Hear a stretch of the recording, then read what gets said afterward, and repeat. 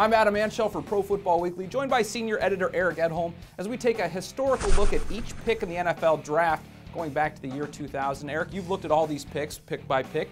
With number 3 overall, some interesting names there. What did you find? Well, I found we saw a lot of wide receivers and a lot of offensive and defensive linemen. I think that's the point at which you feel pretty comfortable taking a wide receiver in the draft. Picks 1 and 2 historically haven't seen as many teams maybe a little bit nervous about a guy who really can't touch the ball unless the quarterback completes it to him.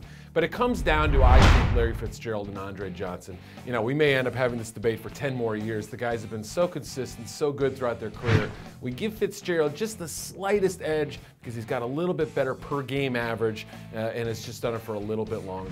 And obviously with all these picks, you have to realize the most recent ones, it's hard to judge. These still have a lot of games to be played. We see Matt Ryan at that spot. He could end up being maybe one of the best. So on the flip side, while some were good, who wasn't so good? Well, while we're sticking with quarterback, I think you'd have to throw Joey Harrington in the mix. Lions fans heartily agree with that pick. I think that his teammates, his coaches, thought he was a little too intellectual, came off as a little arrogant during his time in Detroit, and was never able to pick up his career elsewhere. So Harrington ended up being a better piano player than he did a quarterback. It's turning into a nightmare for Lions fans. A couple in a row now we've seen the worst pick of that position, the Detroit Lions. We'll keep checking back with you, Eric. For all the best draft coverage, be sure to follow us on Twitter or go to ProFootballWeekly.com.